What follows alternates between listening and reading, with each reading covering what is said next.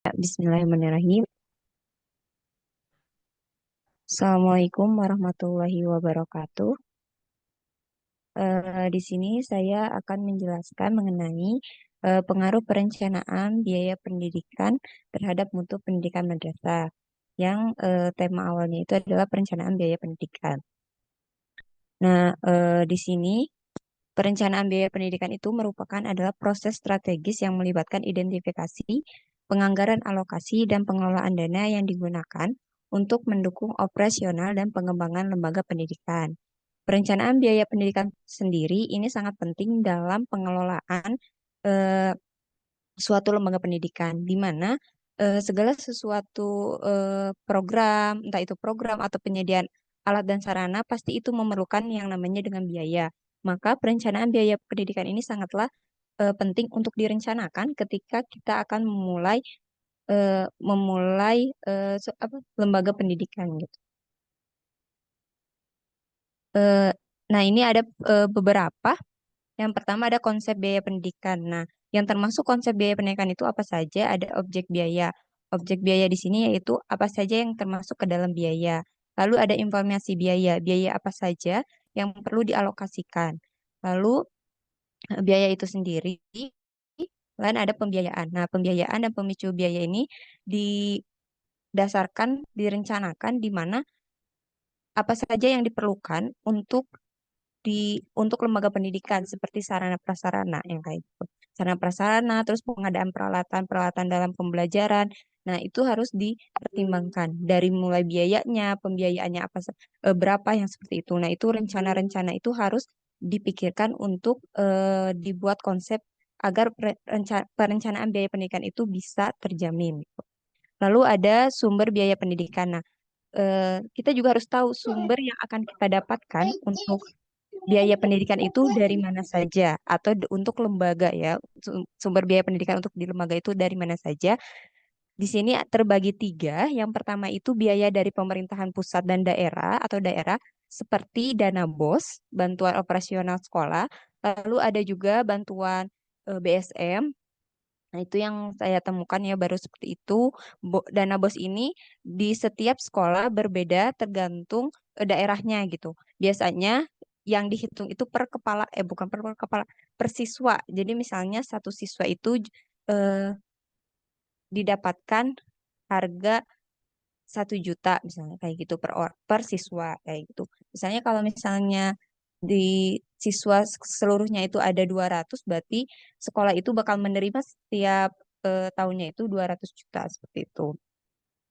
Nah, biaya operasional sekolah sendiri itu sudah dijelaskan dalam undang-undang ya yang terdapat sebentar.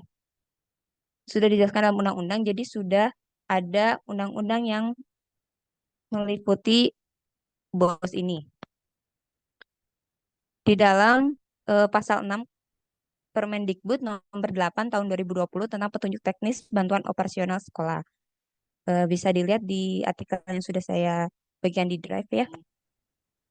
Ada setiap peserta didik SD ada 900 per orangnya, per satu orang. Lalu ada juga SMP itu 1.100.000, SMA 1.500.000, SMK 1.600.000, SMPL, SDLB, SMALB, dan SLB itu 2 juta. Jadi tergantung tingkatannya juga seperti itu.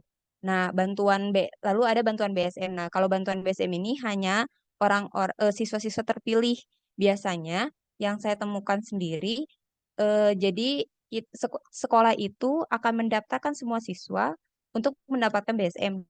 Namun jumlah yang mendapatkan dan juga orang yang mendapatkannya itu ditentukan langsung oleh pemerintah pusat. Jadi tidak kita yang memilih gitu. Nah, jadi dan itu biasanya nanti jatuhnya ke pribadinya siswa tersebut gitu. Jadi tidak ke dana sekolah. Lalu ada juga sumber biaya pendidikan dari masyarakat. Biasanya kalau sumber biaya dari masyarakat ini seperti dari hibah atau dari sponsorship. Jadi dana pribadi masyarakat yang suka menyumbang gitu ke sekolah-sekolah. Apalagi kalau swasta biasanya banyak bantuan-bantuan sponsorship dari luar dari masyarakat itu sendiri. Lalu ada juga sumber biaya dari orang tua siswa atau wali. Nah, orang tua siswa dan wali ini biasa didapatkan itu biasanya dari yang bisa kita kenal dengan komite. Jadi setiap sekolah biasanya ada komite sekolahnya dan komite sekolah itu kan perwakilan dari orang tua siswa. Nah, kalau di swasta sendiri biasanya setiap awal tahun ajaran baru mereka akan mengadakan rapat dengan orang tua siswa untuk menentukan anggaran berapa yang mampu atau sanggup orang tua siswa bayarkan untuk membantu dalam perencanaan pembiayaan pendidikan di sekolah. Itu sih yang saya alami gitu ya di sekolah saya sendiri. Seperti itu. Jadi orang tua itu berdiskusi berapa dan nanti itu disahkan oleh komite gitu, oleh komite sekolah kayak gitu. Nah, lalu ada juga manajemen biaya pendidikan. Nah, manajemen biaya pendidikan ini di mana tadi ya bahwa perencanaan itu pasti harus ada manajemennya juga. Nah, diperencanakan dulu, lalu di penggalian sumber daya biaya, tadi sumber biayanya dari mana saja, lalu ada pembukuan. Pembukuan ini untuk mengetahui keluar dan masuknya keuangan itu dari mana saja gitu, dan dialokasikan kemana saja, dan itu harus jelas ya dalam pengalokasiannya agar apa? Tadi kan saya mengambil judul bahwa perencanaan biaya pendidikan untuk meningkatkan mutu madrasah. Jadi tidak dipungkiri bahwa mutu madrasah itu akan bagus apabila perencanaan biayanya juga bagus gitu. Baik. Lalu ada pembelanjaan tadi, ada pengawasan juga. Nah, pengawasan ini pasti kalau bos sendiri selalu ada laporan bosnya itu ya. Nah, lalu kalau untuk dari orang tua siswa atau wali juga biasanya itu ada laporan juga oleh bendahara sekolahnya biasanya, dan juga sama dari masyarakat pun akan diketahui gitu. Nah, ada juga pertanggungjawaban dan pelaporan keuangan tadi yang sudah saya jelaskan. Lalu ada rancangan biaya pendidikan. Nah, apa saja sih yang dimasuk ke dalam rancangan biaya pendidikan? Nah, ini sebenarnya kalau di artikel saya lebih banyak, cuman ini yang paling penting kalau menurut saya yang utamanya garis besarnya gitu ya. Biasanya itu yang pertama pengelolaan kegiatan belajar mengajar di mana guru ini kan pasti menyiapkan yang namanya alat untuk pengajar kayak model pengajaran gitu. Nah, itu perlu menggunakan biaya juga kan. Nah, itu jadi perencanaan untuk membantu kegiatan belajar mengajar itu akan menjadi lebih baik kayak gitu. Lalu ada juga pengembangan siswa. Nah, pengembangan siswa ini biasanya dilaksanakan bisa dari pembiayaan untuk kegiatan ekstrakurikuler atau seperti perlombaan-perlombaan yang dilaksanakan di setiap sekolah seperti itu. Nah, itu pasti harus ada anggarannya agar pengembangan siswa ini semakin baik gitu. Lalu ada perawatan sarana dan prasarana madrasah. Nah, tidak mungkin sekolah bisa berjalan apabila tidak ada sarana dan prasarananya. Sehingga perencanaan biaya untuk sarana prasarana ini sangatlah penting dari mulai untuk bangunan, entah itu untuk bangku sekolah, lalu juga penyediaan buku seperti itu. Itu kan suatu hal yang penting untuk mendukung juga kegiatan belajar mengajar di sekolah. Lalu ada juga pengembangan pendidik dan tenaga pendidik. Nah, ini menjadi penting karena tidak dipungkiri bahwa sekolah itu pasti ada SDM-nya dan SDM itu tidak hanya melakukan tidak hanya untuk dibayar secara ikhlas semata ya, pasti mereka pun memerlukan yang namanya biaya seperti honor seperti itu, dan juga kalau misalnya pengembangan pendidik dan tenaga pendidikan seperti diklat-diklat itu biasanya kan bayar, dan biasanya itu ada alokasinya juga perencanaan biaya pendidikannya kayak gitu. Selanjutnya, nah, ini pengertian mutu pendidikan sendiri. Nah, mutu pendidikan sendiri ada tiga aspek utama. Yang pertama input, proses, dan output. Input pendidikan merujuk pada semua elemen yang diperlukan agar proses pendidikan dapat terjadi. Dalam hal ini, elemen tersebut mencakup sumber daya manusia, tadi seperti tadi ya, pendidik dan tenaga pendidikan, kepala sekolah, konselor, dan peserta didik, serta sumber daya lainnya seperti peralatan, perlengkapan, biaya, dan sebagainya. Selain itu, input juga meliputi perangkat seperti struktur organisasi, peraturan perundang-undangan, deskripsi tugas, rencana, dan program pendidikan. Input terakhir adalah harapan yang mencakup visi, misi, tujuan, dan sasaran yang ingin dicapai. Nah, bisa dilihat dari pengertian mutu pendidikan yang ada tiga elemen itu, ada input, output, dan juga proses, di mana ini menjadi berkesinambungan dengan tadi yang sudah saya jelaskan tentang rancangan biaya pendidikan, bahwa mutu pendidikan bisa menjadi baik saat rencana biaya pendidikannya juga memenuhi untuk mencapaikan visi misi tujuan yang ada di yang sudah dirumuskan dari awal gitu seperti itu. Jadi m- perencanaan biaya pendidikan itu sangat penting untuk direncanakan ketika kita akan memulai suatu lembaga pendidikan atau saat kita akan mulai memproses lembaga, karena tidak mungkin suatu pendidikan lepas dari yang namanya biaya gitu, lembaga pendidikan gitu. Karena hal ini sangat penting, tidak akan berjalan suatu pendidikan apabila tidak ada biaya seperti itu. Dan juga biaya ini akan menentukan mutu pendidikan ke depannya, bagaimana madrasah atau sekolah itu akan berkembang menjadi lembaga yang baik saat biayanya pun terpenuhi untuk mengembangkan visi misi dan tujuannya. Mungkin cukup sekian yang dapat saya sampaikan. Terima kasih. Assalamualaikum warahmatullahi wabarakatuh.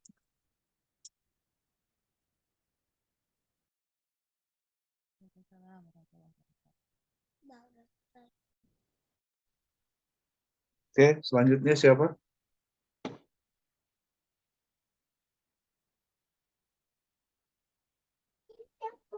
Baik, Pak. Saya. Silakan.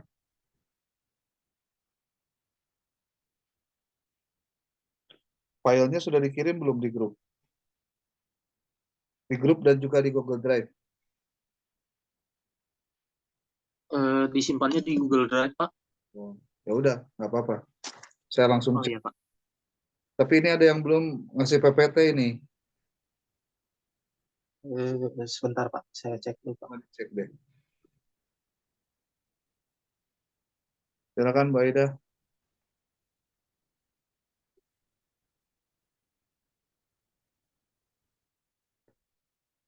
Ini Bu Aida belum ada PPT-nya di ini ya.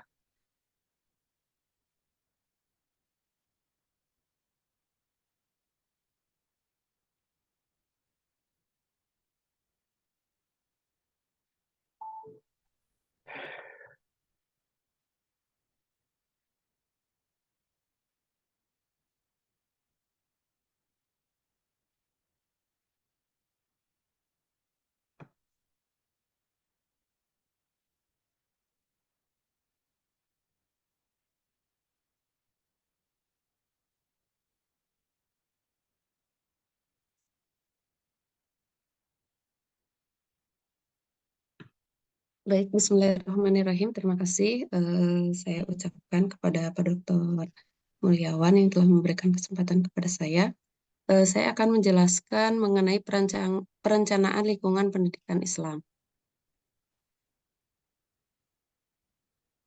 Aduh, susah ini.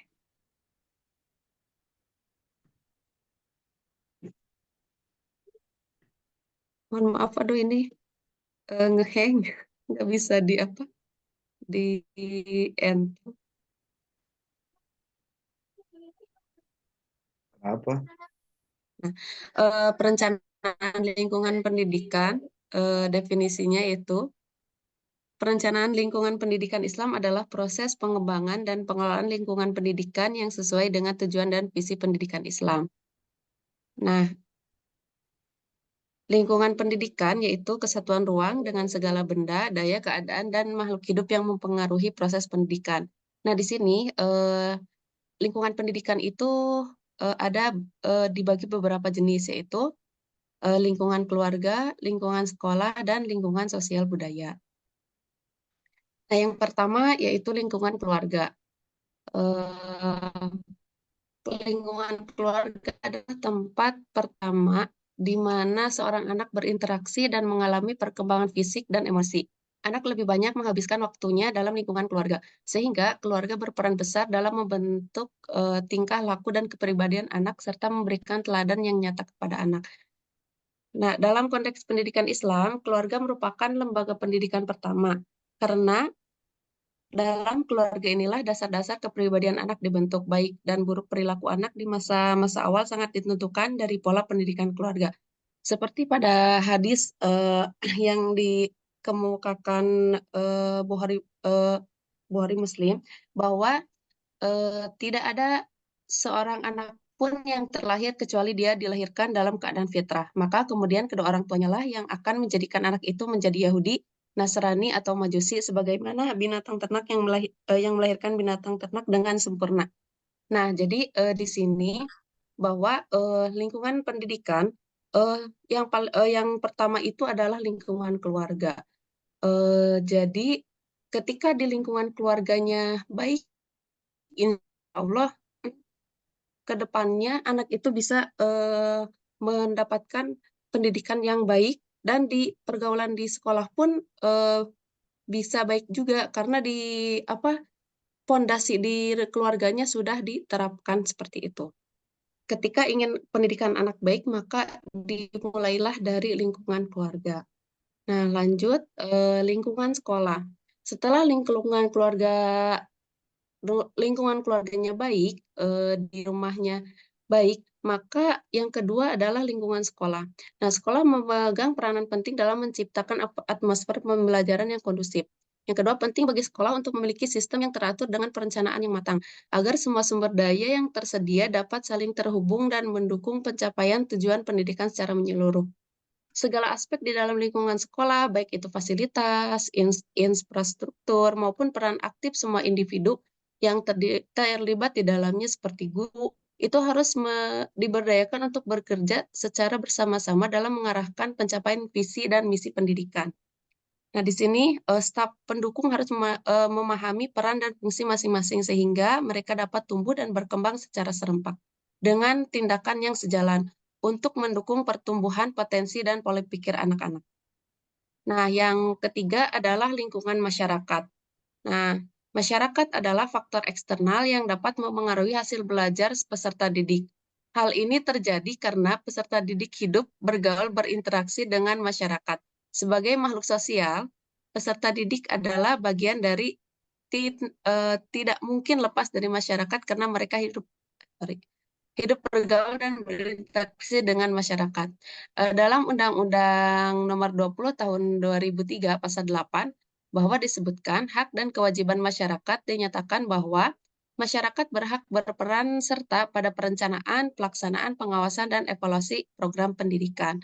Nah, dalam pasal 9-nya disebutkan bahwa masyarakat berkewajiban memberikan dukungan sumber daya pemberdayaan pendidikan.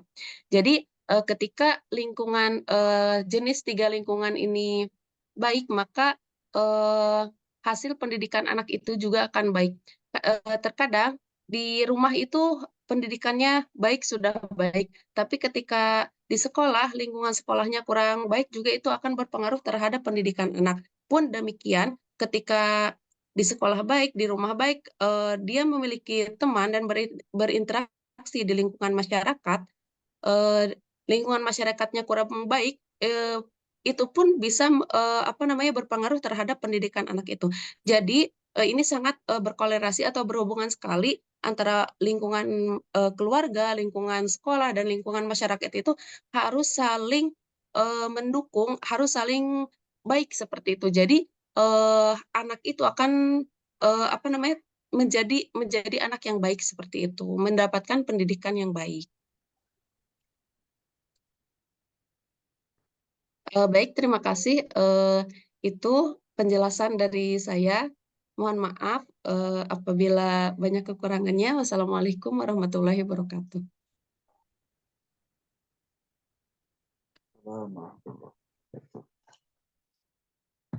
Terus lanjut, siapa lagi?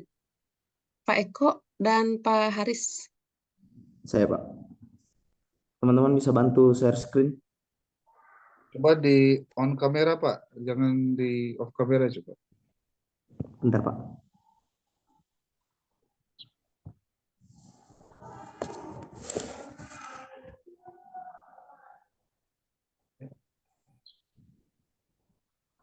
Teman-teman bisa bantu share screen yang saya kirimin? Pak Iqbal.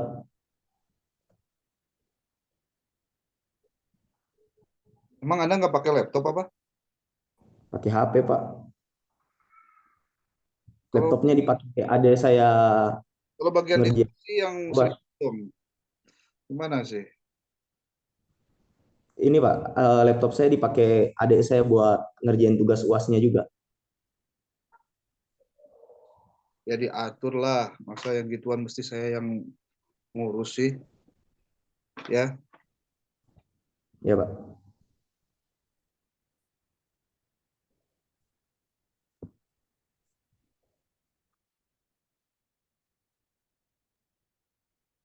Coba Kang Lukman, mohon dibantu Kang Lukman.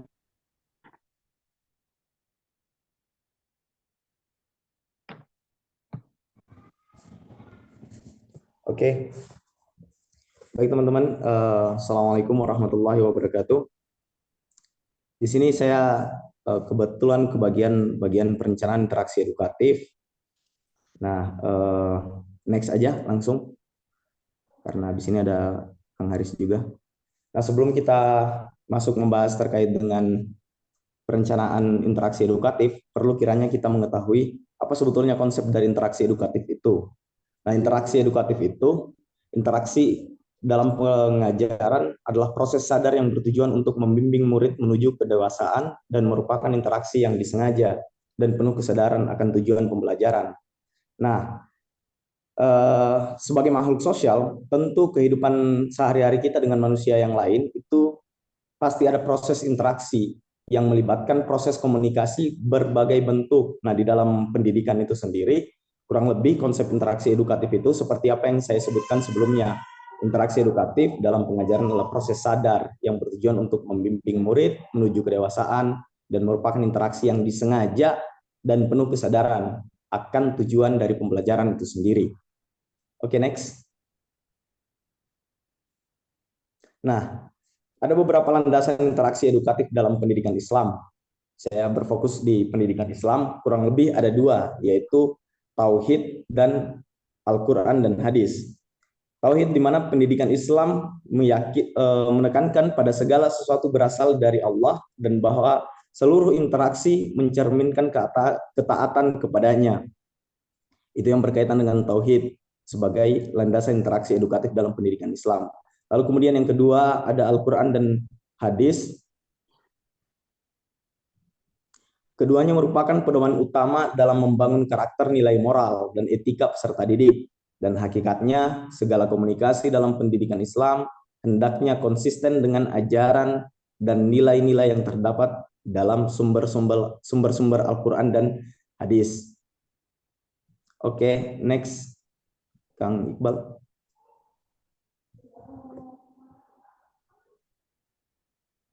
Kang Iqbal, next.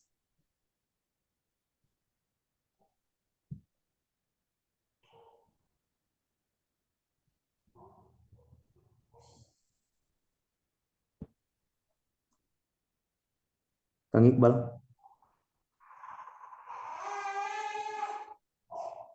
Teh Hasna, next. Ya.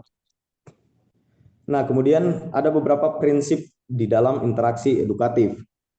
Yang pertama, ada kepemimpinan Islam, kemudian ada akhlak Islami, kemudian inklusi, pembelajaran aktif, keberagaman, cinta dan kepedulian di dalam prinsip interaksi edukatif. Nah, apa kemudian kepemimpinan Islam sebagai prinsip interaksi edukatif? Yaitu peserta didik menjadi pemimpin yang adil, amanah, dan bertanggung jawab sesuai dengan nilai-nilai Islam. Lalu kemudian ada prinsip akhlak Islami, di mana pendidik Islam harus menilai pendidikan Islam harus menilai harus melibatkan nilai-nilai moral dan etika seperti kejujuran, keadilan, dan kasih sayang, karakter dan perilaku yang baik, serta keadaban dan etika menjadi bagian integral dari pendidikan Islam. Nah, lalu ada prinsip inklusi, di mana menjamin seluruh masyarakat mempunyai akses terhadap pendidikan tanpa ada ruang-ruang diskriminasi. Nah, selain itu ada pembelajaran aktif, di mana siswa tidak hanya menerima informasi, tetapi juga diharapkan berpartisipasi aktif dalam proses belajar mengajar. Jadi tidak hanya monolog di dalam ruangan kelas. Kemudian ada keberagaman.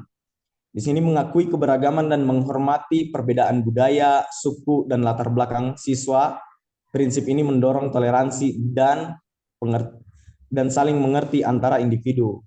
Sehingga kalau ada prinsip keberagaman ini tidak ada lagi istilah-istilah diskriminasi atau sampai pada tindakan-tindakan bullying. Kemudian ada cinta dan kepedulian juga sebagai prinsip interaksi edukatif. Nah, interaksi dalam pendidikan Islam harus mencerminkan cinta dan kepedulian terhadap siswa. Guru diharapkan dapat untuk memahami, mendukung kebutuhan siswa secara emosional dan intelektual. Oke, next Kang Teh Hasna. Nah, kemudian ada model interaksi edukatif. Nah, di sini menurut Saiful Sagala, kurang lebih ada 4 kategori utama yang memerlukan perhatian dalam model pembelajaran. Yang pertama, kurang lebih ada model informasi. Model informasi ini menekankan pada pendekatan ini memberikan konsep, menguji hipotesis, dan fokus pada kreativitas siswa. Pengelolaan informasi ini dapat diterapkan pada berbagai tingkat belajar dan usia, mendukung pengembangan personal, sosial, dan intelektual. Kemudian ada model personal.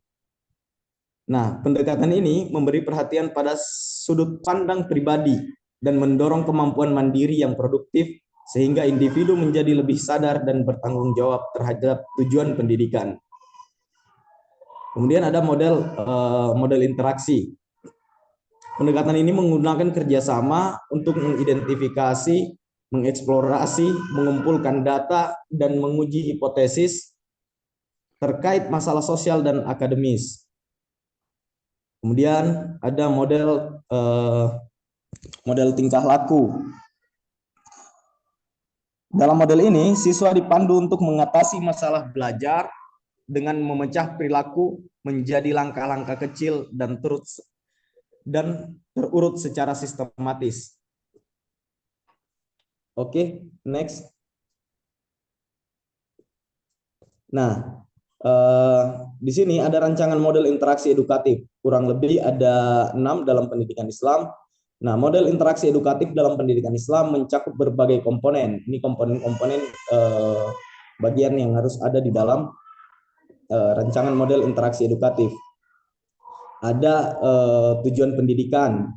Nah, tujuan pendidikan ini melibatkan pemindahan pengetahuan, ya, pengembangan, kemudian keterampilan akademik, kemudian pemberian pemahaman tentang nilai-nilai etika dan moral, serta mendorong kemampuan kritis dan pemecahan masalah. Kemudian yang kedua ada guru dan siswa. Nah, guru dan siswa ini harus mampu melakukan kolaborasi. Siswa juga dapat diharapkan untuk berperan aktif di dalam ruang-ruang kelas. Kemudian ada yang ketiga materi pelajaran. Nah, materi pelajaran ini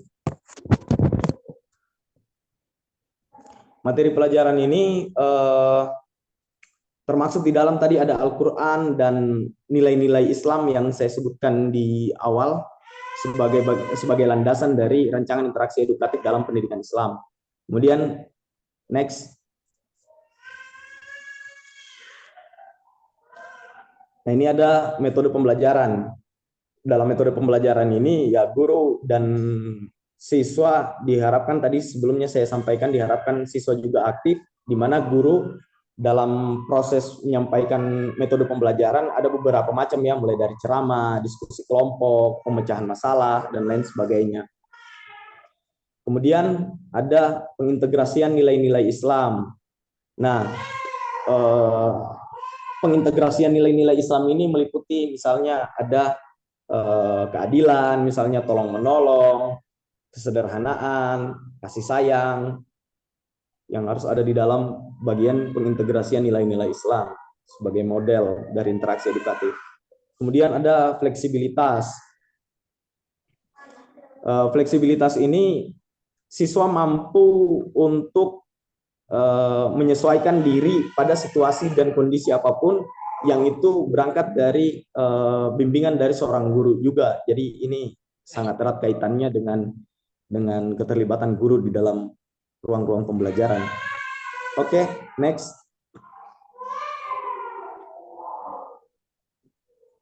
Nah, ada aspek-aspek interaksi edukatif. Nah, di dalam aspek-aspek tadi kan kita sudah bahas terkait dengan model-model interaksi edukatif ya. Kemudian ini kita bahas terkait dengan aspek interaksi edukatif. Nah, rancangan model interaksi edukatif dalam pendidikan Islam harus mempertimbangkan berbagai aspek yang mencakup tujuan, metode, strategi, dan prinsip-prinsip ajaran Islam. Ini dikutip dari Nasution 2017. Nah, kurang lebih ada 4. Yang pertama itu tujuan pembelajaran, di mana suatu pembelajaran yang dilakukan pasti ada pula tujuan yang harus dicapai agar proses pembelajaran mendapatkan hasil yang diinginkan. Lalu kemudian ada strategi interaksi atau metode pembelajaran. Metode pembelajaran ini memiliki daya tarik tersendiri dalam proses pembelajaran yang membuat para peserta didik juga memiliki ketertarikan tersendiri terhadap proses pembelajaran yang sedang dilakukan. Kemudian ada strategi interaksi. Nah, ini menjadi faktor kunci ya, atau pendorong sukses atau tidaknya pola sukses atau tidaknya pada saat proses pembelajaran berlangsung. Kemudian ada prinsip-prinsip ajaran Islam. Nah, harus diperhatikan dalam merancang model interaksi edukatif dalam pendidikan Islam, itu harus melibatkan terkait dengan prinsip-prinsip ajaran Islam. Yang tadi sudah saya sampaikan di awal bahwa harus berlandaskan pada nilai-nilai tauhid dan Al-Quran dan hadis. Oke, next.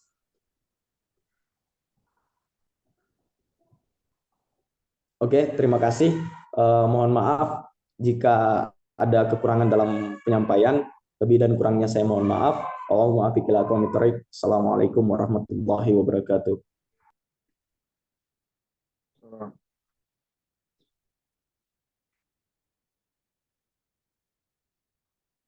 Siapa terakhir? Pak Haris ada, Pak Haris?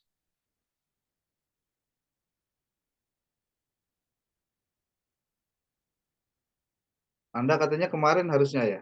Kemarin kemana itu?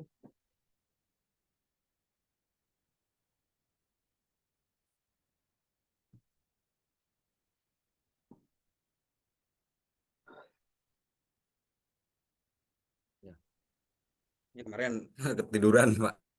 Oh, Mohon maaf. Bismillahirrahmanirrahim. Assalamualaikum warahmatullahi wabarakatuh. Izinkan untuk memberikan presentasi yang akan disampaikan secara singkat mengenai perencanaan sarana dan prasarana pendidikan Islam. Sarana pendidikan merupakan penunjang bagi berlangsungnya kegiatan belajar mengajar. Menurut rumusan tim penyusun pedoman pembakuan media pendidikan Departemen Pendidikan dan Kebudayaan yang diungkapkan oleh Suharsimi Arikunto, yang dimaksud dengan sarana pendidikan adalah semua fasilitas yang diperlukan dalam proses belajar mengajar, baik yang bergerak maupun tidak bergerak, agar pencapaian tujuan pendidikan dapat berjalan dengan lancar, teratur, efektif, dan efisien. Dalam manajemen sarana dan prasarana sekolah, menurut Barnawi dan Arifin membedakan antara sarana dan prasarana pendidikan. Menurutnya, sarana pendidikan adalah semua perangkat, peralatan, bahan, dan parabot yang secara langsung digunakan dalam proses pendidikan di sekolah. Berkaitan dengan ini, prasarana pendidikan adalah semua perangkat kelengkapan dasar yang secara tidak langsung menunjang pelaksanaan proses pendidikan di sekolah. Kemudian ada standar sarana dan prasarana pendidikan. Mengacu pada Peraturan Pemerintah Nomor 19 Tahun 2007, Bab 7 Pasal 42, Badan Standar Nasional Pendidikan menetapkan bahwa setiap satuan pendidikan wajib memiliki sarana yang meliputi parabot, peralatan pendidikan, media pendidikan, buku, dan sumber belajar lainnya, bahan habis pakai, serta pelengkap lain yang diperlukan untuk menunjang proses pembelajaran yang teratur dan berkelanjutan. Adapun standarisasi sarana dan prasarana pendidikan ini berdasarkan pada 3 Peraturan Menteri Pendidikan Nasional Republik Indonesia. Yang pertama, aturan tersebut adalah Peraturan Menteri Pendidikan Nasional Republik Indonesia Nomor 24 Tahun 2007 tentang standar sarana dan prasarana untuk sekolah dasar, madrasah, sekolah menengah, madrasah sanawiyah, dan sederajat. Kemudian Peraturan Menteri Pendidikan Nasional Nomor 40 Tahun 2008 tentang standar sarana dan prasarana untuk sekolah menengah kejuruan dan madrasah aliyah. dan sekolah menengah atas. Kemudian Peraturan Menteri Pendidikan Nasional Nomor 33 Tahun 2008, yaitu tentang sarana prasarana untuk sekolah dasar luar biasa, sekolah menengah luar biasa, dan sekolah menengah atas luar biasa. Seluruh standar sarana dan prasarana dimaksudkan dalam 3 peraturan menteri tersebut diharapkan mencakup kriteria minimum sarana dan kriteria minimum prasarana. Pada Peraturan Menteri Diknas Nomor 24 Tahun 2007, kriteria minimum sarana dan kriteria minimum prasarana terdapat pada pasal 1, sedangkan pada Peraturan Menteri Pendidikan Nasional Nomor 40 dan Peraturan Menteri Pendidikan Nasional Nomor 33 tahun 2008 terdapat pada pasal 2. Berdasarkan Peraturan Pemerintah Nomor 19 tentang standar tahun 2007 tentang standar pengelolaan pendidikan, disebutkan bahwa kriteria minimum sarana dan prasarana sekolah itu meliputi ada 1, ada ruang belajar, tempat olahraga, tempat ibadah, perpustakaan, laboratorium, dan tempat bermain. Kemudian apa yang menjadi tujuan dan manfaat perencanaan, mengapa sarana dan prasarana pendidikan mesti direncanakan. Pada dasarnya tujuan diadakannya perencanaan sarana dan prasarana pendidikan itu untuk menghindari terjadinya kesalahan dan kegagalan yang tidak diinginkan dan untuk meningkatkan efektivitas dan efisiensi dalam pelaksanaan pendidikan. Apa yang menjadi manfaat perencanaan sarana dan prasarana pendidikan? Tentu saja sangat membantu dalam menentukan tujuan pendidikan ya tentunya.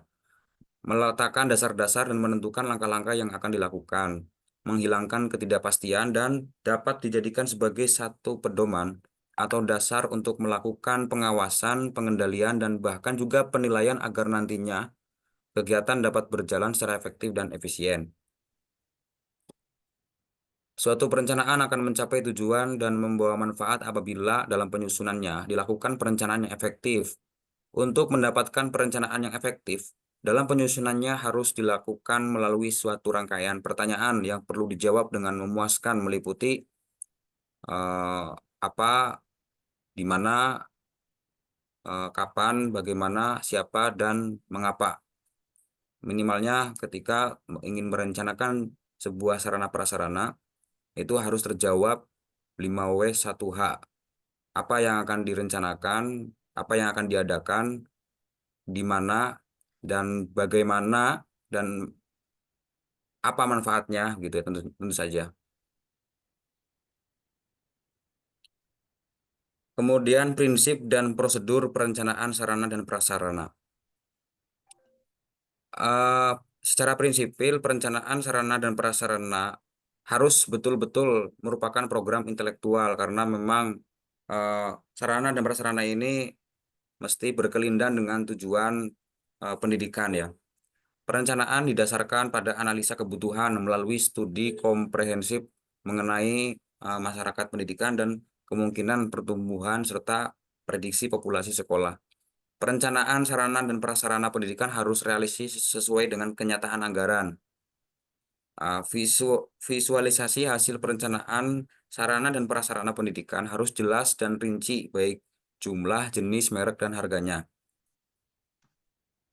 Kemudian, bagaimana prosedur perencanaan sarana prasarana dalam pendidikan?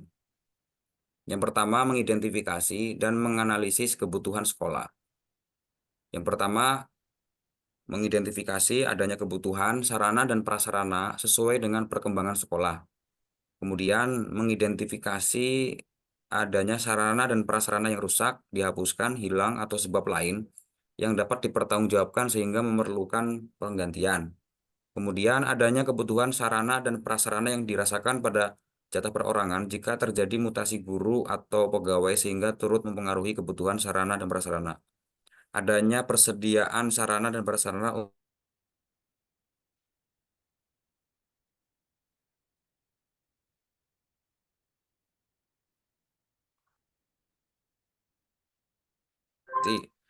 dalam tahapan seleksi perencanaan sarana dan prasarana itu meliputi konsep, program, dan pendataan. prinsip dalam menyusun program itu adalah yang pertama, ada penanggung jawab yang memimpin pelaksanaan program, ada kegiatan konkret yang dilakukan, ada target yang terukur yang ingin dicapai, ada batas waktu, ada alokasi anggaran yang pasti untuk dilaksanakan program. Kemudian hal-hal yang mesti diperhatikan dalam pendataan barang adalah yang pertama mengenai jenis barang, jumlah, kondisi, kemudian ketersediaan anggaran, dan pemberian wewenang yang tepat. Adapun klasifikasi sarana dan prasarana pendidikan bisa dilihat ada berdasarkan habis tidaknya suatu barang, itu ada yang habis pakai, ada yang tahan lama, kemudian adanya bergerak atau tidak, ada yang bergerak dan tidak bergerak. Kemudian perencanaan sarana dan prasarana dalam perspektif Islam. Dalam hazanah keislaman, perlu digali konsepsi nilai-nilai manajemen dan sarana prasarana dalam Al-Quran dan As-Sunnah yang merupakan landasan teologis dan pondasi konsepsi pendidikan Islam. Pengkajian Al-Quran dengan pendekatan kontekstual dan tekstual adalah metode dalam memahami dan menginterpretasikan nilai-nilai luhur dalam Al-Quran serta tafsirannya, sehingga terbentuk hazanah keilmuan yang utuh dan komprehensif. Dalam Quran 59 ayat 18, Allah telah memerintahkan manusia untuk membuat sebuah perencanaan. Wahai orang-orang yang beriman, bertakwalah kepada Allah dan hendaklah setiap diri memperhatikan apa yang telah diperbuatnya untuk hari esok. Dan bertakwalah kepada Allah, sesungguhnya Allah Maha mengetahui apa yang kamu kerjakan.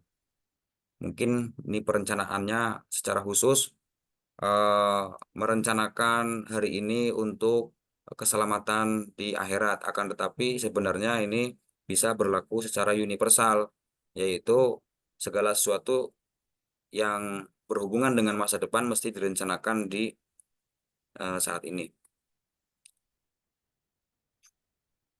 Arabnya mohon maaf tidak tertulis di sini, ada kalimat maqaddamat yang artinya memperhatikan apa yang telah diperbuatnya untuk hari esok. Pada firman Allah tersebut menunjukkan bahwa Al-Quran telah memperkenalkan teori perencanaan.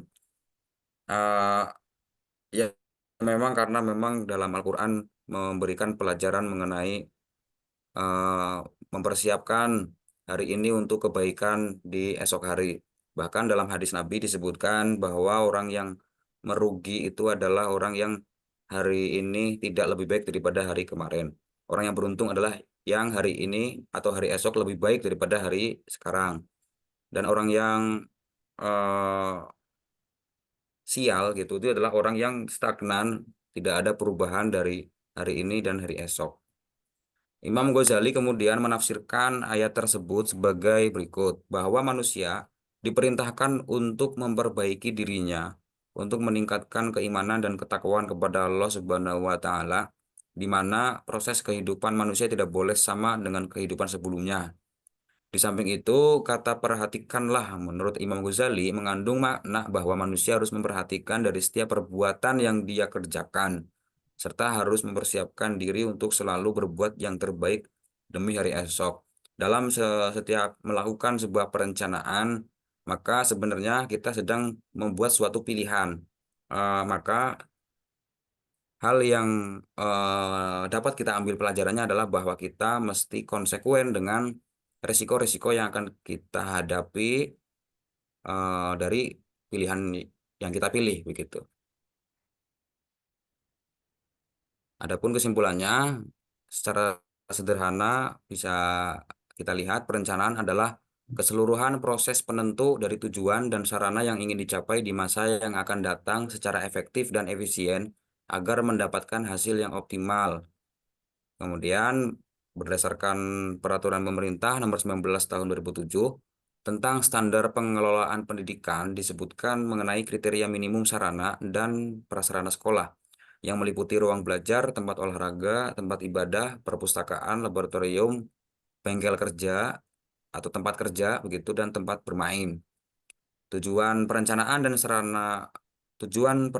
sarana dan prasarana pendidikan adalah untuk menghindari terjadinya kesalahan dan kegagalan yang tidak diinginkan serta untuk meningkatkan efektivitas dan efisiensi dalam pelaksanaannya.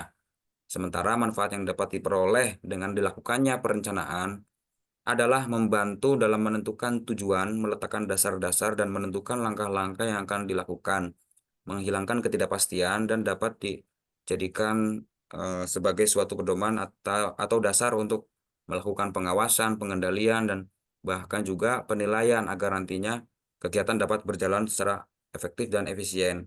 Jadi karena memang pendidikan ini terlembagakan secara formal, maka adanya perencanaan adalah agar seluruh kegiatan kelembagaan itu bisa dipertanggungjawabkan secara optimal, bahwa segala suatu kegiatan kelembagaan khususnya dalam bidang pendidikan itu mesti dibarengi dengan alasan atau landasan begitu ya, landasan yang tepat ya agar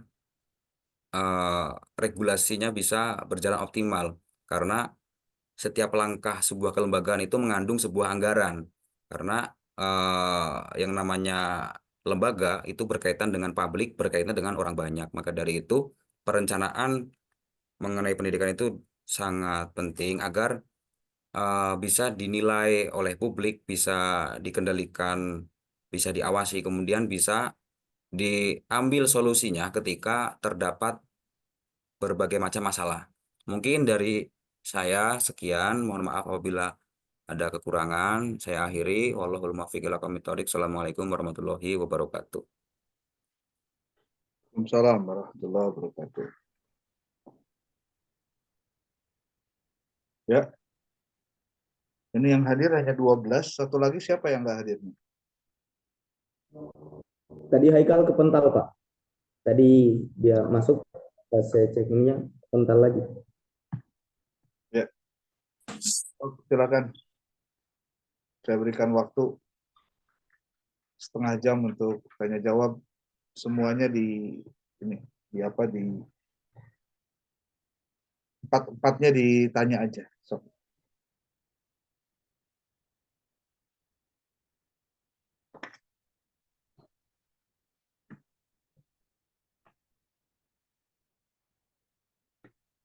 Silakan.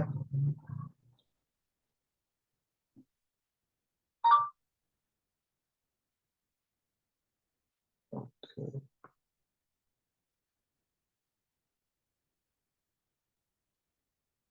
Kelompok 7 belum mengirimkan ya, Pak Iqbal? Siapa kelompok 7? Iya Pak, lagi diminta ini Kang Heri. Apa Heri ini? Masa belum beres wae PPT? Udah 2 minggu. Di ininya belum ada nih.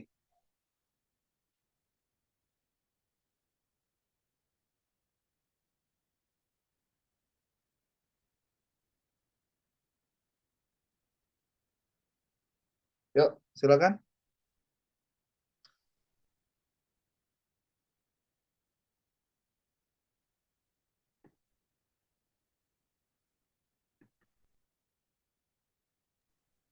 Ini kelompok 6 juga ini belum nih, perumusan visi misi PPT-nya belum nih.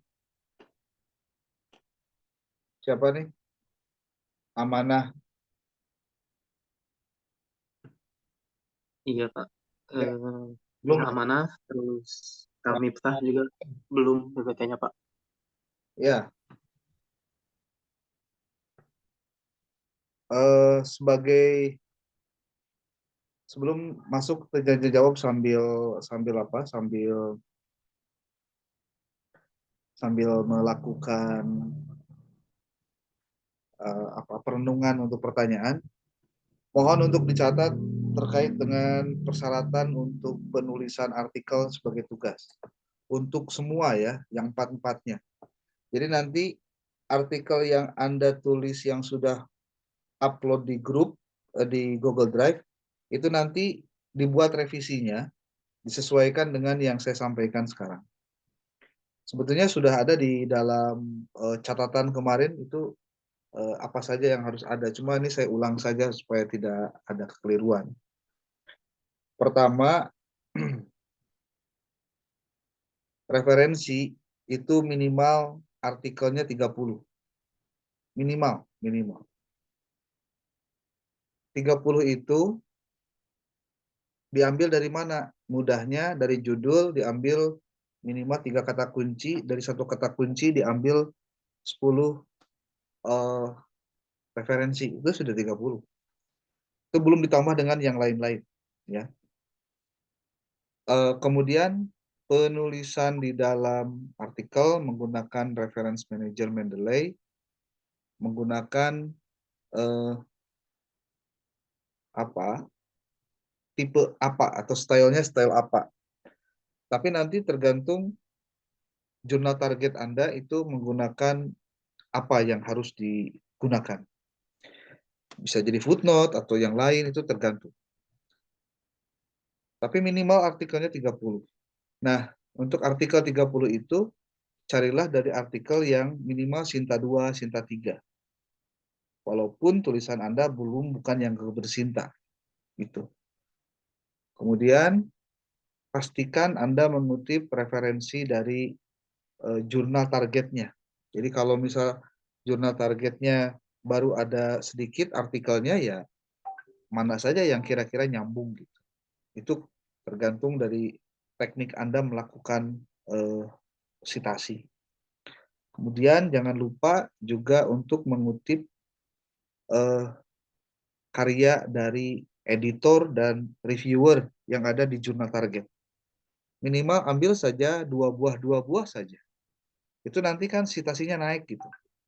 Karena artikel yang baik itu yang banyak disitasi, bukan hanya artikel yang publish saja, bukan, tapi yang disitasi. Jadi tadi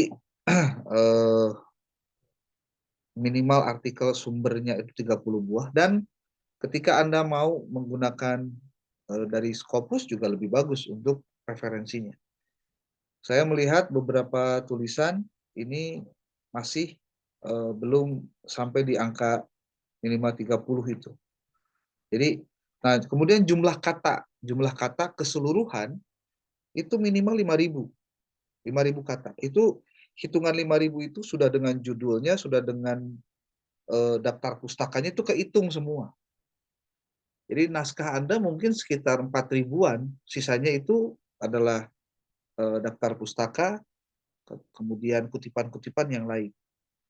Itu jadi standar sebetulnya. Nah, kemudian penulisan untuk saya kalau tidak salah sudah mengirimkan, tapi khawatir Anda lupa di dalam sudah ya, sudah.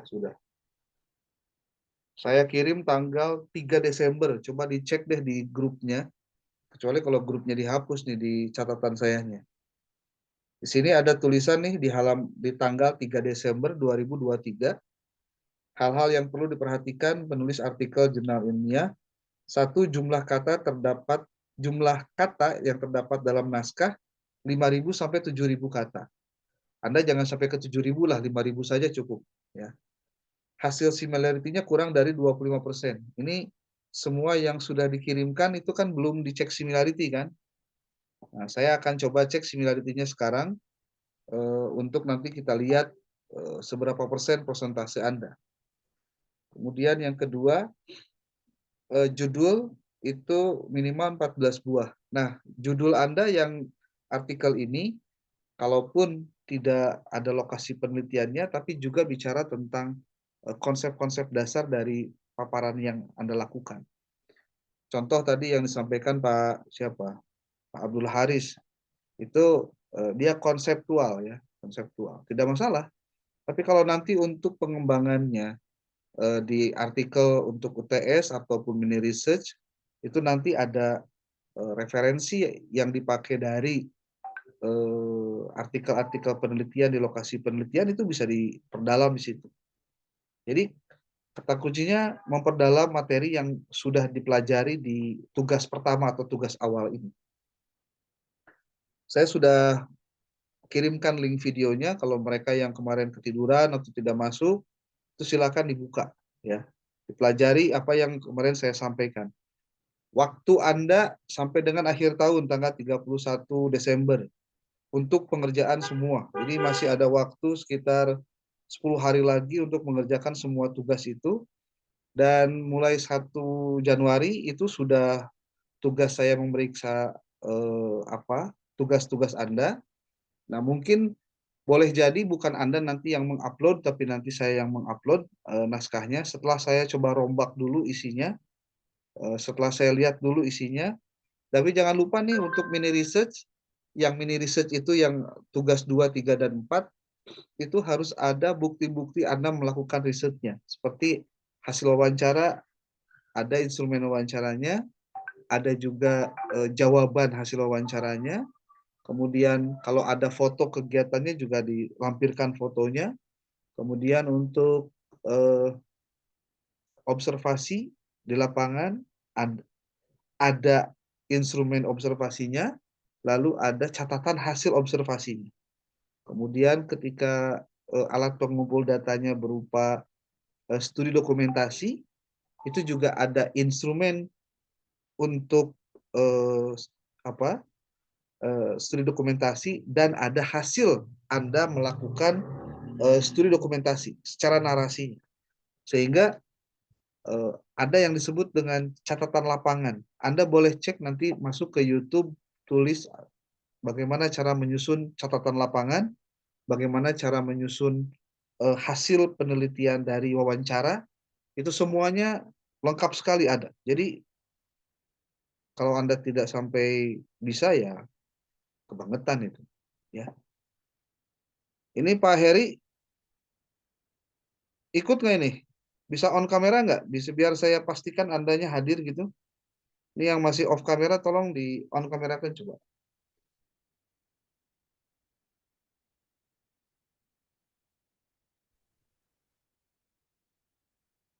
Ya. Jadi jangan sampai saya kuliah kayak dengan orang asing gitu yang saya tidak tahu siapa wajahnya, yang mana gitu. Ya. Ini Pak Asep Hilmi ada nggak ini? Bu Riris? Ada Bu Riris? Ada Pak, kalau Kang Asep katanya kalau on kamera terpental katanya. Riris hadir, Pak. Ya, gimana tuh? Mudah-mudahan bukan modus ya. Kadang-kadang ada juga yang jadi modus itu, supaya jadi nggak kelihatan wajah.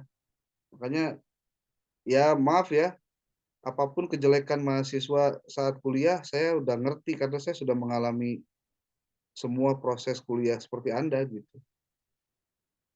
Ya. Iya, Pak. Ini Pak kalau dibuka suaranya malah jadi putus-putus. Pakai laptop coba Bu. Jangan pakai HP kalau kuliah. Ya. Dibiasakan deh kalau kuliah itu jangan pakai HP Pak. Kamu apalagi kalau sampai jalan-jalan gitu, gimana sih? Saya aja yang mungkin mungkin saya mau pengangguran, nggak ada kerjaan nih, cuma ngajar doang. Anda mau orang sibuk gitu. Jadi kalau ngajar itu memang udah jadwalnya ngajar, ya jadwal gitu. Karena saya sudah bicara ke Pak Iqbal, kenapa dialihkan ke sekarang, saya juga tidak tahu, ternyata ada dosen lain yang 1 minggu 2 kali gitu. Kalau saya kan normal aja 1 kali, 1 kali, 1 kali. Ternyata semuanya diurusin harus tuntas sama dengan yang masuk kuliah reguler sebelumnya. Anda kan di tengah-tengah nih. Saya kan juga kaget itu. Kenapa nggak bilang? Kalau bilang dari kemarin saya juga bisa. 1 minggu 3 kali juga bisa, saya bilang gitu. Dan standar perkuliahan sekarang menurut saya bukan standar bagus. Masuk di tengah, tapi beres mesti bareng gitu. Nah, makanya saya minta nih buat Anda di kelas ini, ya mohon maaf harus bisa mengejar ketertinggalan, dan jangan sampai ada kejadian kayak kemarin deh. Saya mah ngomong dari sekarang aja ya. Boleh jadi Anda ketemu saya lagi nanti di mata kuliah yang lain. Kalau ketemu saya kayak gini lagi, atau saya mungkin bisa aja ngomong ke prodi gitu. Ini kelas LPDP macam-macam nih. Ada yang sampai minta diundur tidak sesuai jadwal dan lain-lain. Saya bisa cancel mata kuliah Anda ini. Bener nggak? Saya bisa cancel, saya bisa kosongkan nilainya, karena Anda tidak memenuhi standar yang saya minta. Gitu. Ya. Makanya kemarin saya nanya-nanya tuh, mana tuh katanya Pak Haris tuh, sampai barusan ada jawaban katanya tidur. Masya Allah, gimana? Teman-teman pada teleponin kemarin tuh. Orang yang diteleponnya malah tidur kan? Kita nggak tahu. Sampai saya harus menjelaskan sesi yang kemarin disampaikan di video yang saya kirimkan juga rekamannya ke Anda. Gitu. Jadi mohon untuk bisa melakukan komunikasi yang baik selama proses-proses ini.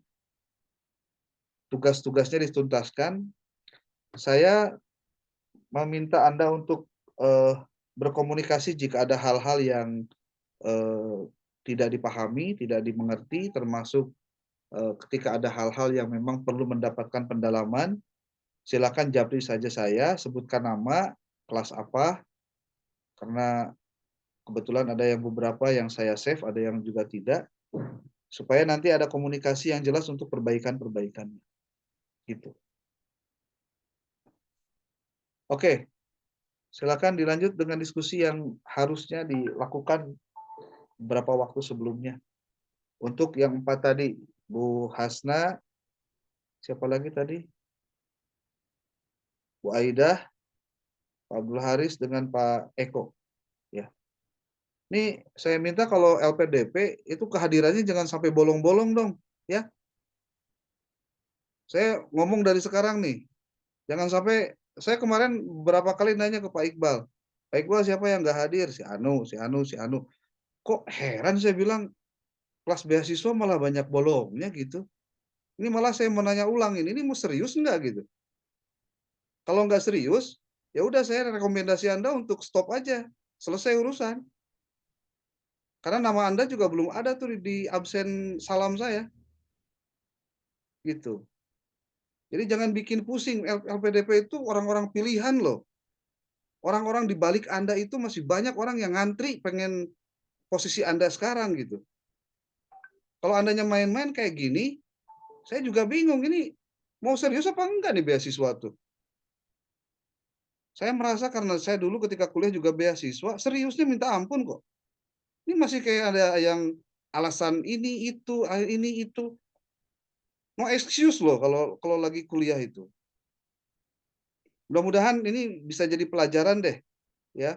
Karena Anda dengan saya tuh jadi home base di prodi MPI loh dosennya. Sampai ujung Anda kuliah tuh pasti ketemu saya. Kalau misalkan Andanya begini terus, ya saya bisa ngomong ke prodi. Saya ngomong kepada Dr. Karman atau kepada Dr. Hasbi, ini kelas LPDP kok kayak gini ya standarnya, apa salah seleksi gitu, ini orang-orangnya kok bukan pilihan gitu. Jangan sampai saya punya stigma kurang bagus dengan kelas ini hanya gara-gara proses perkuliahannya tidak diikuti dengan maksimal gitu. Jadi buktikan keberadaan Anda di LPDP ini, tunjukkan pada saya bahwa memang Anda itu qualified gitu untuk masuk di kelas ini. Kalau memang Andanya merasa saya mah Pak kayaknya nggak cocok, ya sudah, you go out aja, selesai urusan.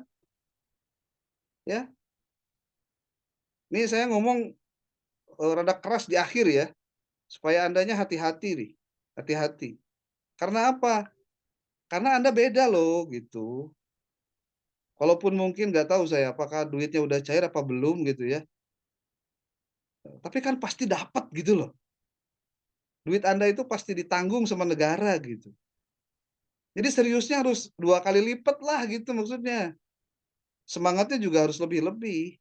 Jangan sampai setiap kuliah selalu ada saja yang tidak hadir ketika kuliah. Karena saya hitung, jumlah kan cuma 13. Masa nggak kehitung sih? Itu. Baik secara online maupun juga secara offline. Gitu. Ya. Saya ngomong di akhir ini karena memang selama ini saya pendam terus nggak saya omongin karena saya anggap Anda harusnya lebih paham gitu. Jangan kejadiannya seperti inilah gitu. Ya. Oke, Pak Iqbal gimana? Mau dilanjut apa mau stop aja? Saya masa nggak ada yang mau nanya karena ini bahannya juga baru dikirim barusan, dibaca juga nggak tahu dibaca apa enggak gitu. Nih, saya kasih tahu ya. Nih, saya kasih tahu nih. Kalau Anda diskusi, pastikan semua materi itu minimal 1 minggu sebelum pelaksanaan sudah di-share ke teman-teman untuk dibaca. Jadi jangan sampai kejadian baru dikirim pada saat presentasi mau dimulai. Kapan bacanya? Benar nggak saya ngomong? Kapan bacanya? Terus mau apa yang didiskusikan? Saya juga menduga, jangan-jangan Anda pun nggak pernah belajar untuk mau baca ketika kuliah. Hanya membaca pada saat membuat bahan presentasi. Karena kebanyakan, hampir rata-rata bisa dipastikan, hanya kemampuan berorasi dan ngomong doang mah ketahuan kok. Kemampuan Anda sampai di mana, ngomongnya benar apa enggak, ada isinya atau enggak tuh dosen tuh tahu loh. Tahu, ya. Jadi makanya mohon dengan sangat saya minta nih ke kelas teman-teman LPDP, tolong kekompakannya gitu, ya. Jadi jangan sampai saya selalu bilang ke prodi itu, kelas LPDP itu kelas pilihan, nggak bisa ini kelas dianggap sebelah mata. Tapi kalau misalkan peristiwanya seperti ini, ya saya juga jadi nanya-nanya, ini seleksinya serius nggak sih? Kan gitu. Bener nggak sih? Gitu. Karena kalau andanya nggak siap dengan segala hal yang berkaitan dengan tugas-tugas, ya tinggal ngomong aja. Kalau misalkan Pak Eko tadi alasan ini itu alasan ke saya terus terang aja Pak Eko nggak bisa nerima alasan itu. Kenapa? Karena buat saya ketika Anda mau kuliah itu berarti harus sudah siap Pak. Jangan sampai ada aturan harusnya jadwal diskusi nggak ada keterangan, nggak ada apa. Ini Anda anggap apa kuliah kita? Makanya saya susun dari pertemuan satu siapa, kapan, jadwalnya, dan lain-lain itu dalam rangka supaya tersusun sesuai dengan jadwal. Gitu. Termasuk kemarin ketika saya sampaikan tentang tugas, ya saya sampaikan, coba tolong semuanya harus hadir. Ternyata ada juga yang tidak hadir. Ini saya nggak ngerti. Mudah-mudahan ya Anda tidak merasa apa, tidak merasa lain-lain dengan apa yang saya sampaikan sekarang. Karena tujuan saya hanya satu, mengingatkan posisi Anda itu posisi yang berbeda. Banyak orang yang pengen loh posisi seperti Anda hari ini. Saya kasih tahu nih. Jadi kalau Andanya relatif tidak pengen mendapatkan bentuk-bentuk yang lain gitu, maksudnya Andanya tidak bisa menyesuaikan dengan tuntutan karena Anda itu beasiswa dari LPDP ataupun BIB dan lain-lain lah saya nggak ngerti. Harusnya bisa menyesuaikan gitu. Harusnya bisa menyesuaikan. Saya bahkan Anda perlu tahu, sampai saya harus keluar kota pun dapat surat dinas, saya nggak berani melakukan kuliah kalau menggunakan handphone atau dijadwal ketika memang tidak bisa digarap gitu. Saya harus posisinya duduk bertemu Anda, mendengarkan Anda, itu kewajiban kalau saya ngajar. Nggak bisa ketika saya di jalan gitu, kalau misalkan yang kecuali kalau misalkan sangat terpaksa sekali, kecuali sangat terpaksa sekali. Kalau tidak terpaksa, saya tetap melakukan ini seperti ini. Karena saya juga tidak mau kesannya jadi lain gitu. Ya. Oke, gimana?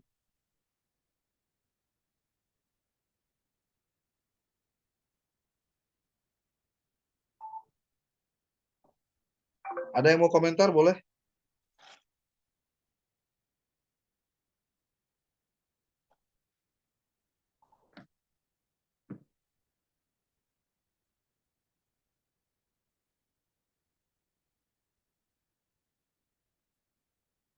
Atau mau mengomentari kuliah yang barusan kelompok berapa? Bu Hasna, Bu Aida, Pak Abdul Haris sama Pak Eko juga boleh.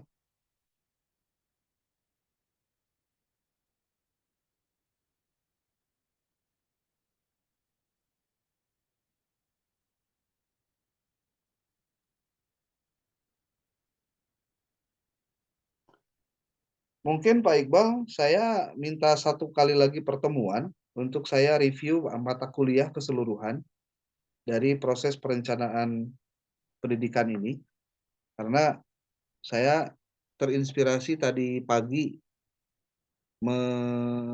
menjadi penguji pada sidang munakosyah atau sidang tesis di Prodi MPI tadi. Ternyata ketika bicara manajemen, kemudian ada unsur perencanaan, ternyata komponen perencanaan yang dicantumkan dalam indikator untuk dia jadikan bagian dari pertanyaan wawancara ataupun observasi ataupun juga studi dokumentasi, itu ternyata tidak diambil dari referensi yang update ataupun juga tidak diambil dari referensi yang kuat gitu. Sehingga pada saat saya tanya apa komponen dari perencanaan, ternyata sama sekali tidak sesuai dengan yang seharusnya disebutkan. Karena perencanaan itu ada komponennya. Dimulai dari kapan melaksanakan perencanaan, siapa yang melaksanakan perencanaan, mengapa melakukan perencanaan, apa tujuan dari perencanaan, targetnya apa di perencanaan itu. Itu semua adalah cara-cara untuk mengukur dari proses perencanaan. Jadi kalau ngomongin perencanaan pendidikan, dia adalah komponen awal yang selalu diungkapkan dari manajemen itu sendiri. Berarti ngomonginnya nggak sesederhana yang kita pikir.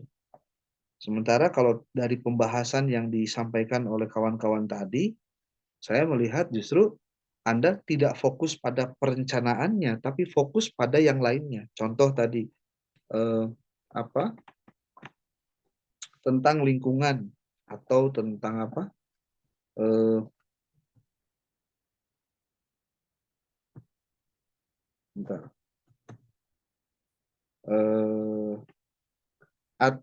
tentang biaya atau tentang sarana atau tentang interaksi edukatif. Itu lebih banyak pengkajiannya ke interaksi edukatifnya, ke lingkungan pendidikannya, ke sarana dan prasarananya, atau ke biaya pendidikannya. Tidak pada perencanaannya itu sendiri. Sementara kalau perencanaannya dibedah, Anda akan lihat bahwa ternyata kata perencanaannya sendiri itu adalah bagian penting yang harusnya dibahas. Ini persis tadi pagi ketika saya melakukan sidang itu, ada mahasiswa judul tesisnya adalah manajemen kurikulum dalam meningkatkan literasi di MA Persis Garut. Manajemen kurikulum. Ternyata pada saat dibaca tesisnya, isinya membahas lebih banyak kurikulumnya daripada manajemennya. Makanya saya kritik, termasuk Pak Dr. Ara, kemudian Pak Dr. Heri, mengkritik, kenapa Anda lebih fokus ke kurikulum, padahal jurusan Anda jurusan MPI, bukan jurusan kurikulum, atau bukan jurusan PAI. Tapi Anda lebih banyak mengkaji tentang kurikulumnya, padahal judulnya manajemen kurikulum. Kenapa tidak manajemennya yang Anda kaji? Nah, ini problem juga. Nah, termasuk. Tadi juga ada satu, judulnya manajemen supervisi akademik. Ceritanya pakai kata manajemen. Manajemen supervisi akademik dalam peningkatan profesionalisme guru di SMP 9 Cileunyi. Saya tanya,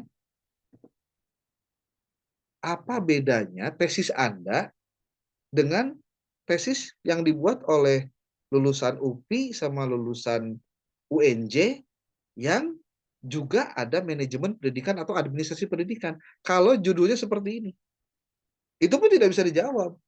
Karena memang tidak ada bedanya akhirnya. Ini juga jadi problem. Berarti kepiawaian Anda, walaupun Anda masih semester 1, tapi Anda harus berorientasi pada penyelesaian tugas akhir, yaitu skrip, yaitu tesis. Salah satunya adalah mengkaji komponen-komponen dari perkuliahan. Karena setiap mata kuliah yang Anda kaji sekarang, itu adalah bahan-bahan yang nanti akan dipakai untuk melengkapi data Anda pada saat menyusun tesis. Jadi, kalau misalkan Anda mempelajari sekarang tentang perencanaan pendidikan, Terus tesis Anda nanti juga tentang manajemen pendidikan contohnya. Itu kan pasti ada istilah yang masuknya adalah perencanaan pendidikannya.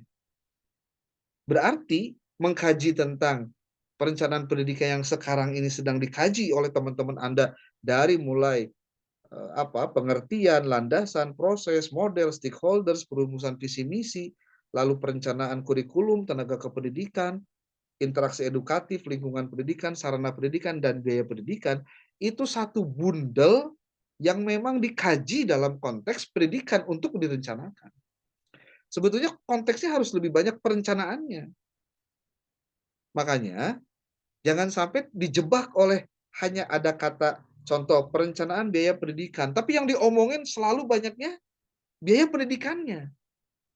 Perencanaannya dulu yang harus dikaji. Seperti contoh pertanyaannya, siapa yang melakukan perencanaan pembiayaan? Kapan pelaksanaan perencanaan pembiayaan? Apa landasan dari perencanaan pembiayaan? Apa regulasi yang digunakan dalam perencanaan pembiayaan? Mengapa perlunya dilakukan perencanaan pembiayaan? Apa dampak yang terjadi jika tidak dilakukan perencanaan pembiayaan? Itu kan pertanyaan-pertanyaan mendasar yang terkait dengan perencanaannya, bukan pada pembiayaannya. Dan itu semua bisa ditampilkan dengan cara yang lain seperti tadi. Bagaimana model perencanaan pembiayaan pendidikan? Model-model apa saja yang bisa dilakukan dalam perencanaan pembiayaan pendidikan? Hal-hal apa saja yang harus dilakukan dalam proses perencanaan pembiayaan pendidikan? Jadi konsepnya dulu yang harus dikaji tentang perencanaannya untuk biaya pendidikan. Bukan ngebahas dulu biaya pendidikan tuh apa. Lah perencanaannya kemana gitu loh. Nah ini kan keliru sebetulnya. Coba dipikir deh. Kan ada model, ada metode. Contohnya Anda membedakan antara bagaimana metode perencanaan pembiayaan. Apa saja bentuk dari model perencanaan pembiayaan. Nah, nanti pada saat Anda melakukan riset untuk tugas 2, 3, atau 4, Anda bisa kembangkan menjadi contoh penggunaan model X dalam perencanaan pembiayaan pendidikan contohnya. Kan bisa begitu. Jadi menggunakan satu model, bagaimana itu dikembangkan di sekolah itu. Makanya kalau misalnya di tempat riset Anda ternyata bisa dikembangkan dalam bentuk yang lebih luas, kenapa tidak? Itu yang seperti kemarin ditanyakan oleh Bu Riris ya. Dari semua model itu bisa digunakan satu ya bisa. Yang penting ada yang bisa digali dari hasil penelitian Anda. Ingat, menulis paper itu bukan melaporkan hasil penelitian, tapi Anda sedang menjual ide tentang apa yang sedang Anda teliti. Gitu. Jadi kalau apa yang kemudian saya jelaskan kemarin tentang tugas 2, 3, dan 4 adalah pengembangan dari tugas 1 dengan menggunakan instrumen-instrumen yang sudah saya jelaskan, ada instrumen wawancara, instrumen studi dokumentasi, instrumen observasi. Itu adalah cara untuk mendapatkan data yang benar dalam konteks yang dikaji. Seperti contoh tadi, perencanaan sarana dan prasarana. Jawab dulu pertanyaan terkait dengan perencanaannya. Apa dasar perencanaan sarana dan prasarana? Dasarnya dari mana? Tentu dasarnya sebetulnya dari evaluasi tahun sebelumnya. Ini problemnya di kita tidak menjadikan evaluasi dari apa yang sudah dilakukan tahun lalu sebagai bahan untuk dilakukannya perencanaan di tahun yang akan datang. Kalau Anda tahu nih, kalau nggak salah di kelas ini kan ada yang pegawai Kanwil ya. Siapa yang pegawai Kanwil tuh? Siapa? Miftah apa siapa? Kang Miftah. Iya, Pak, siapa? Oh. Anda kalau tanya ke orang perencana di Kanwil, itu kadang-kadang, maaf ya kalau bahasa saya tahu orangnya, tahulah karakternya. Itu kadang-kadang nggak mau repot, Pak. Dia cuma ganti tahun doang, percaya nggak? Sepakat, Pak. Aduh. Makanya kalau ada kan Kemenak di daerah kemudian, ini kenapa kok nggak dianggarkan. Urusannya ternyata Pak, kalau Anda mau tahu, itu urusannya ada di perencana itu. Jadi perencana dari kan Kemenag kabupaten kota, dia hanya mengusulkan, tapi ketika tidak dikawal sampai ke Kanwil, ya Kanwil juga nggak mau robah lah. Akhirnya ketika tahun depan DIPA keluar, hasilnya gitu-gitu juga. Parah itu Pak. Ini kalau Anda tahu istilahnya analis perencana dalam di birokrasi, itu perannya signifikan loh, karena dia ngomongin tentang kegiatan, tentang biaya duit, dan tentang waktunya juga. Betapa pentingnya seorang perencana di sebuah birokrasi itu Pak, itu menentukan berapa kali pimpinannya bisa perjadin, berapa kali bisa full day, full board, kegiatan workshop atau apa, itu tergantung perencana loh. Karena dia yang tahu bagaimana mengalokasikan anggaran, sekaligus mata anggaran atau mata kegiatannya. Sementara mungkin karena Anda banyak kan tidak terlibat dalam dunia birokrasi, hanya sebatas di lembaga pendidikan ya, contohnya di pendidikan di persekolahan atau di permadrasahan, terasa seperti tidak begitu penting yang namanya rencana itu. Padahal sekarang bentuknya perencanaan itu sudah digital juga dengan menggunakan aplikasi Erekam contohnya. Silakan Anda cek ke madrasah kalau Anda melakukan riset di lapangan, tanya ke kepala sekolahnya, Pak, sekarang madrasah swasta itu harus mengisi rencana anggaran 1 tahun itu dengan menggunakan apa? Siapa yang dilatih untuk bisa menuliskan itu? Itu ternyata sudah luar biasa, Pak. Ada lompatan-lompatan yang sepertinya sudah mereka tidak bisa main-main lagi dengan persoalan anggaran. Karena kalau di madrasah, di lembaga pendidikan, Pak, yang namanya anggaran itu yang namanya perencanaan itu selalu berhimpitan dengan anggarannya. Jadi ada program, ada anggaran. Disebut berhasil, efektif, efisien ketika penganggarannya dituntaskan dengan program sampai akhir tahun. Makanya Anda jangan kaget kalau di akhir tahun itu banyak Pemda, kementerian-kementerian, lembaga yang ujung-ujung ngayakin kegiatan gede-gedean. Yang ngabisin juga, orang nyebutnya ngabisin anggaran. Sebutnya kata lainnya bukan ngabisin anggaran, tapi bagaimana anggaran itu terserap karena memang sudah diagendakan, ada dalam rencananya. Cuma kalau dalam birokrasi ada yang bisa dicairkan karena ada bintangnya, biasanya ada istilah bintang. Itu di bulan ketiga atau bulan keempat gitu. Sementara target dari Gusmen contohnya kalau di Kementerian Agama itu bulan Juli harus 50% atau harus 70%. Wah itu gila-gilaan itu. Itu pernah pokoknya yang namanya pimpinan di tempat satker Anda kalau di pegawai negeri itu kalau sudah ngomongin target pencapaian penyerapan anggaran, oh itu harus cepat itu. Kalau enggak, wah itu presiden buruk berarti. Jangankan enggak dikasih duit, duitnya udah ada ternyata nggak bisa ngabisin. Nah itu juga kan berarti kinerjanya buruk. Kinerjanya buruk. Berbeda dengan di lembaga-lembaga pendidikan seperti hanya di sekolah swasta atau di madrasah swasta, mungkin tidak tidak setertekan atau under pressure ketika bicara tentang anggaran. Tapi problemnya justru karena kekurangan anggaran sebetulnya.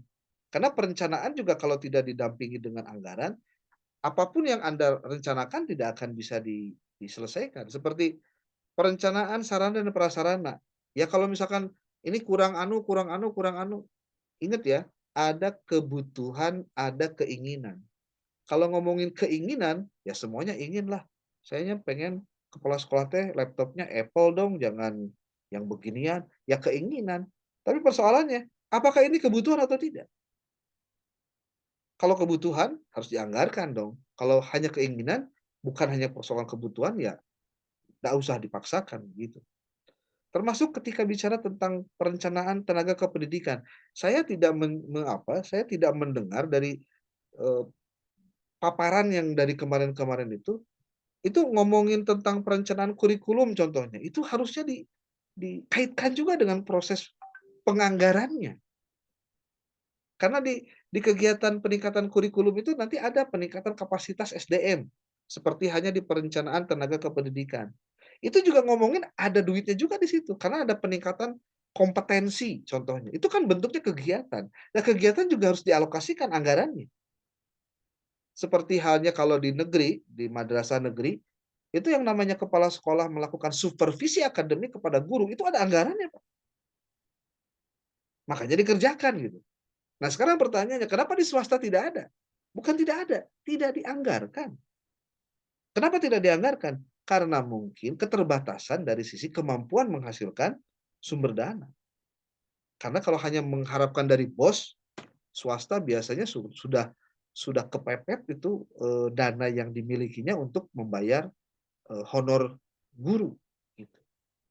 Bahkan kalau kita mau bicara tentang tenaga kependidikan, tenaga pendidik atau tenaga kependidikan, kenapa di level pendidikan, di level swasta kita sulit mendapatkan guru yang sesuai dengan background atau sesuai dengan keahliannya atau linear dengan keahliannya? Ya karena dia harus bayar mahal kalau yang sesuai dengan linear, Pak.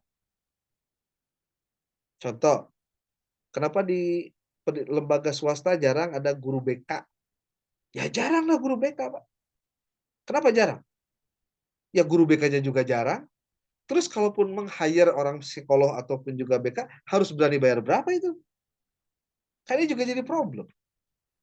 Makanya kenapa kalau di negeri bisa dialokasikan? Karena ada anggarannya.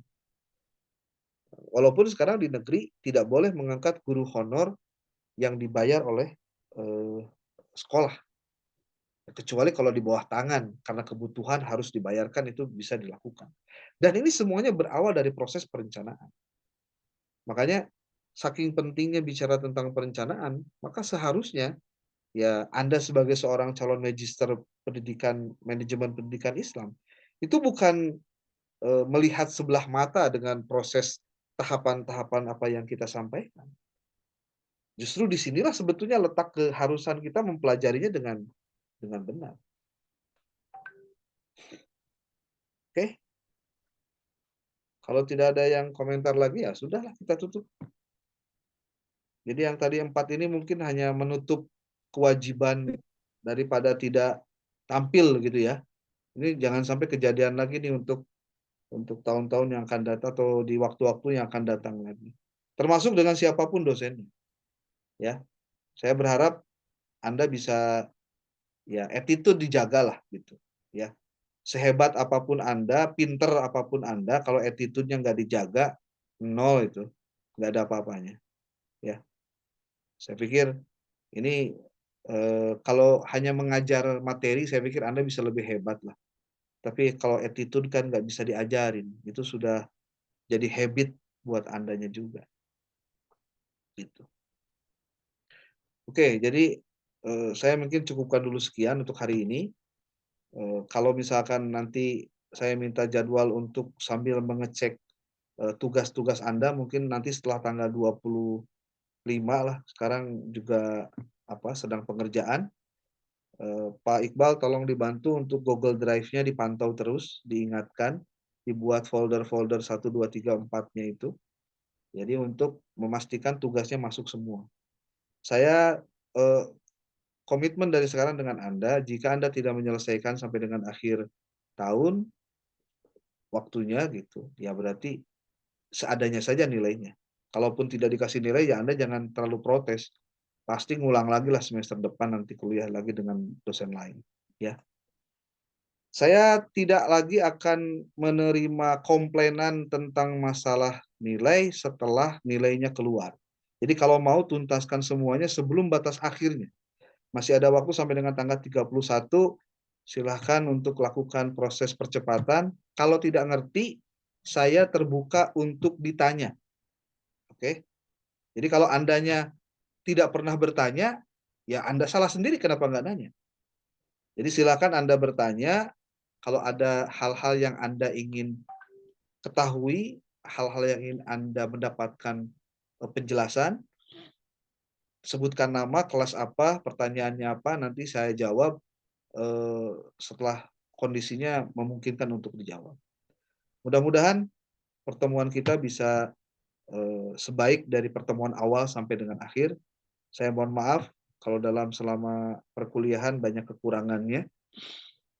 Nanti saya komunikasi dengan PJ-nya kalau misalkan ada hal-hal baru untuk disampaikan di kemudian hari sebelum masuk tanggal 31 ya.